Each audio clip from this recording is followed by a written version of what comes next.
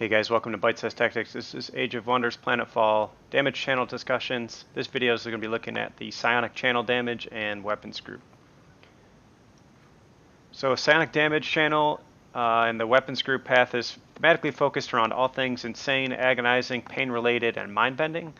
One of the core components of this damage channel, the Psionic channel, is that it ignores all armor. So heavily armored units which lack shields are prime targets for anybody using Psionic channel. It's worth pointing out this channel also includes a variety of buffs and debuffs and other effects. I'd say it's slightly less straightforward, probably one of the most difficult to implement or understand damage channels compared to some of the other ones, like for instance thermal or kinetic or even arc, just because of how it kind of functions with the other game mechanics. But doesn't mean it's not as equally as effective or fun to play with, but worth mentioning. So ethereal and mechanical units are resistant to the channel, and no unit type is weak to it, which is kind of offset by the fact that it ignores armor, which is almost always useful. Down below there you see the once again the strength check from the in-game documentation. This will factor in for the psionic checks, as you'll see with some of the skills and abilities we're going to talk about, but just to remember to kind of understand the basic principles of how that works. It's always important regardless of which damage channel you're talking about. So let's get into it. The first tech in the path here, these are all broken up into dominions. So the first dominion is purification, and we get 2 offensive mods, and also we get a tactical op. So Focus Flames is kind of the psionic channel answer to some of the other damage channels that have, for instance, kinetic or firearms weapons having ammo types. In this case, we have focus in the psionic channel. So what this does, it's going to change your damage from psionic to thermal, and also apply a relatively small chance, medium to small chance, to apply the burning effect. Also, it increases the unit's thermal resistance for status effects by 6, which can be nice. Burning, you'll remember, I believe, is they take 5 thermal damage per turn, and they're, I think, 10 or 15% easier to hit on that. So the Mantra of Clarity, the other offensive mod that's available here, psionic attacks from this unit leave a debuff on their target, making that unit 20% easier to hit. So that's actually pretty useful. Also note that psionic buffs from this unit now make friendly units 20% harder to hit. So this is actually a really useful offensive mod, primarily for support units that you're going to be using. For example, the Overseers with the Syndicate, for example, since you're going to be potentially using offensive and defensive, attack abilities, and also your psionic buffs and other spells on your own friendly units. So it's a nice mod to have in order to kind of key into those support units, make those units classes more useful to you. And it's kind of rare that you find this type of synergy with both offensive and defensive abilities here. So I think this one's actually really pretty good. The Cleansing Pulse Tac Op, which pops that up there on the left now. So that one is relatively straightforward. It just dispels all negative status effects on every unit within a 1 hex radius. So that's nice. It's not especially useful, but it basically can be useful throughout the entire game. And it's obviously cheap, so very effective tac op that we get from the first tech here. The second dominion is the Dominion of Affliction. So as you'd guess, this deals with applying debuffs to enemy targets. We got a tac op and an offensive weapon mod here. So with Mind Wipe, this has a medium strength, psi strength chance to apply catatonic to a non-mindless target for 2 turns. If resisted, it applies Broken Mind. So a couple things to review here. So catatonic is obviously really good. Enemy unit can't use any abilities. That's a great debuff, obviously. And so what Broken Mind does, if that fails, you get Broken Mind for 2 turns. Broken Mind is stackable. It reduces the psi status resistance by 1 and morale by 100 for each stack of that debuff. So kind of the way it works is you're trying to apply these debuffs to enemies. You can, and failing, eventually you'll succeed based on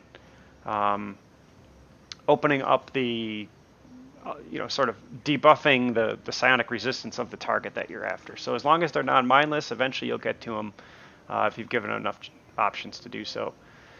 So Focus Venom, this is kind of the second flavor of Focus. First we talked about the thermal-related one. This is the biochemical-related one. So same thing, we're going to change to biochemical damage, have an 8th strength chance to apply poison to the enemy.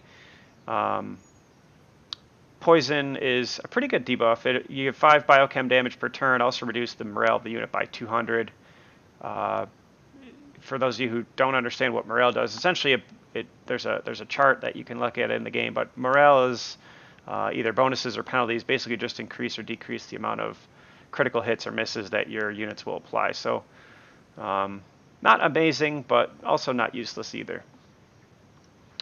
The third Dominion is Vitality, and again, you can kind of tell what this is going to do just by understanding the name there. So we get Attack Op and Defensive Mod here, and they both make your units more resilient and be able to hopefully last a little bit longer on the battlefield if you're struggling with that. So Psionic Bolstering, this is the Attack Op we get. It's a non-mindless unit becomes immune to psionic status effects and stagger immunity, and gains a maximum of 15 hit points for 3 turns. This is really pretty good. Stagger immunity is not easy to come by. The life increase is nice. Psionic status effects immunity is fine. Not particularly useful most of the time since you're often the one using the psionic skills. Your enemies likely aren't, but overall it's a pretty good tack op. It's in a good cost value situation, I would say, for the most part. Like I said, that stagger immunity isn't something that's easy to find, so this is a nice way to apply it. Basically, you're going to ensure that whatever target you're using this on is going to be able to get the most effectiveness out of its next 3 turns, which is nice. The Mantra of Life is a defensive mod, and this applies a couple of things as well. So you get 15. You're healing the unit for 15, also granting them 3 shields for 2 turns. This can potentially stack. And also the mod itself gets the unit an additional 10 hit points. So there's a lot of synergy. Oh, I'm sorry, actually misspoke. So the way you get 15 hit points healed each time you apply a psionic buff to this unit that has the Mantra of Life on it. And that's where, again, once you start to understand what some of the other whether it's Kirkor or Syndicate units are doing, you can really see how this has a potential to synergize here, especially with some of the other abilities and secret tech options that you can combine with the psionic channel in this case. So it can take a little bit of foresight and planning to understand how to make it the most efficient of a defensive mod here, but once you kind of get the hang of it, I think there's quite a bit you can do with this one. It gives a decent bit of benefits. Let's move on to the 4th channel. That is the Command channel, or Command Dominion, I should say. So we get another attack op, another offensive weapon mod. This is basically the path you get to if you want to kind of experiment with mind controlling enemy units. Mind control obviously is great. It makes the unit yours to control until the end of combat, and they'll disappear if you win the combat. You don't get to keep them, sadly, forever. But through the tactical combat, you'll have the ability to control the unit and obviously turn it against its previous allies. So it can be very, very strong, especially in situations where you're up against a small number of strong units that the enemies bring to the battlefield. Once again here, if the mind control fails, or sorry, for psychic control, it's our tac op. 7 priming cost isn't cheap, but it has a pretty good chance to mind control the target. If it fails, you're going to apply that broken mind instead. Like I mentioned earlier, one of the things you might want to consider doing is applying other psionic debuffs to the unit, which if they pass, that's great, or if they fail, they'll make them more, or I should say less resistant to these psionic strength status checks. So basically you can soften them up that way and then put psychic control on the unit and then go to town. Very cool. So the Mantra of Control, the offensive mod, is somewhat similar. So it's going to give you, right off the bat, it gives you 20% accuracy to all psionic attacks, which is good. It also gives you the Dominate skill for this unit to use, which gives the unit a medium chance to mind control an enemy target. So here, one thing to point out, if the unit that is dominating another unit on the battlefield dies, then the mind control effect is canceled and the unit that was mind controlled is back on the enemy side. So something to keep in mind. But basically, so this, you're going down this route. If you want to use this mod, you're not gonna rely on your tactical op to control enemy units. You're gonna rely on your own units to do so. So it's kind of a matter of taste and strategy about how you're going to try to make use of this. But either way, this fourth dominion, the command dominion, is all about controlling enemy units if that's what you're after. So the ultimate and final tech option in the research, the Psionic research weapons path, is the Dominion of Aether. So I've never actually unlocked or utilized either this tech op or the offensive mound, but they sound pretty awesome. So Mass Insanity, it's battlefield wide, basically applies to all non-mindless units. It's a chance to turn enemies insane for 1 turn. If they resist, of course, again, we get that broken mind stackable debuff. Insanity debuff basically causes units to attack units at random, and I believe it prioritizes units that are close by to the unit that's insane. So this would be great to cast really right at the beginning of a battle, of a large-scale battle, and let the enemy units soften each other up as you get into position and can take the initiative and after this effect wears off. Now this second one, the Aether Storm offensive mod, opens up the Aether Storm ability on a unit.